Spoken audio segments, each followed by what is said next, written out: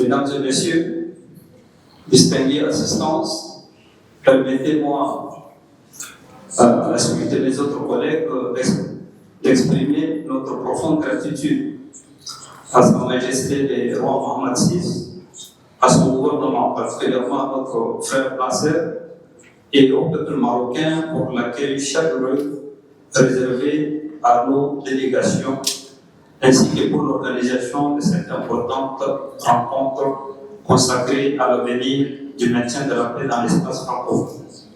Je voudrais également saluer la coprésidence maroco-française, ainsi que l'OIF pour cette initiative 10 ans après la conférence de Paris.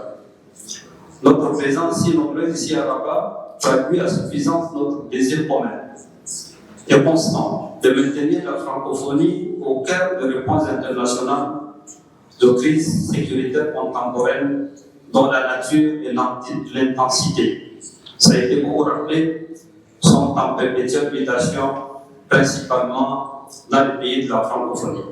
Excellences, mesdames et messieurs, les différentes interventions ont brillamment mis en évidence les évolutions autour et au sein des cadres traditionnels d'exécution des opérations de paix. Nous partageons les diagnostics posés par les biais des différents défis identifiés et la nécessité impérieuse de revisiter profondément l'approche stratégique et tactique gouvernant les opérations de paix.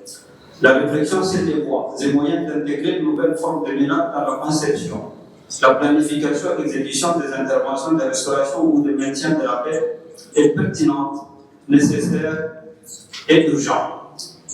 Mon pays, le Tchad, est situé au cœur d'un espace sahélo-saharien traversé depuis des années par les menaces terroristes, les trafics transfrontaliers, les insurrections armées, les dérèglements climatiques et les crises humanitaires.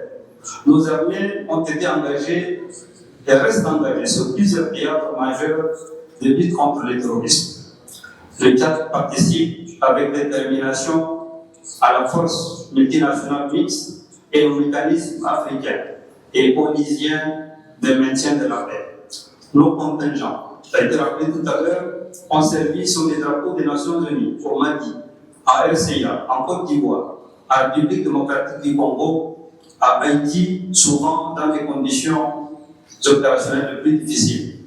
Et aujourd'hui encore, sous la houlette du maréchal Mohamed Idriss Déby Itno, président de la République du Tchad, mon pays demeure fidèle à cette tradition d'engagement international et de solidarité active partout où la paix est hypothéquée.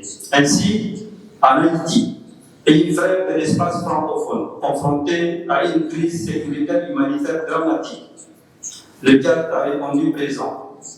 Plus de 500 policiers et gendarmes tchadiens sont déjà déployés pour contribuer au retour de la stabilité, de l'ordre républicain et de la protection des populations civiles. Dans les prochains mois, cet engagement sera renforcé par l'envoi de plus de 1000 personnels supplémentaires et je voudrais assurer à ma sœur ici présente toute la solidarité du Tchad dans cette épreuve et notre concours total pour la restauration définitive de la quiétude au profit du peuple haïtien. Cette décision procède d'une conviction profonde de nos plus hautes autorités. Lorsqu'un peuple, ne serait pas un peuple francophone d'ascendance africaine, est abandonné à la violence des gangs, à la peur et à l'effondrement des institutions, l'indifférence devient criminelle. Excellences, mesdames et messieurs, eu égard à la photographie des enjeux et défis qui ressortent de nos différents constats, il est temps d'ouvrir une nouvelle phase du concept de maintien de la paix fondée sur 3 exigences majeures. Investir massivement dans la prévention des conflits. Ça a été également rappelé par plusieurs intervenants. Adapter les opérations de maintien de la paix aux réalités contemporaines, à renforcer l'espace francophone de sécurité collective. La conférence de Paris de 2016 avait déjà souligné la nécessité de renforcer la présence francophone dans les opérations de paix des Nations Unies, d'améliorer la formation linguistique et opérationnelle de contingents et de promouvoir la participation des femmes dans les missions de paix. 10 ans après, ces objectifs demeurent plus actuels que jamais. Le Tchad soutient pleinement cette dynamique. Nous sommes favorables au développement des centres de formation francophones, au partage des expertises africaines en matière de lutte contre le terrorisme et à l'émergence d'une coopération plus structurée entre les États francophones confrontés aux mêmes défis sécuritaires.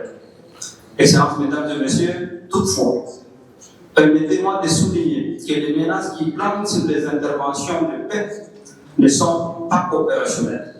Certaines de ces menaces sont existentielles car elles touchent au fondement même des idéaux sur lesquels repose tout l'échafaudage de maintien de la paix et de la sécurité internationale depuis plusieurs décennies. Jamais le monde n'a connu une telle accumulation de fractures stratégiques, de tensions géopolitiques et de remise en cause de l'ordre mondial. Désormais, et nous le constatons tous, la force a supplanté les droits de manière ostentatoire. La logique de puissance et d'intérêt s'est substituée au multilatéralisme. L'ordre international cède de plus en plus la place à une sorte de désordre mondial. Les sentiments d'illégitimité du Conseil de sécurité est décrié.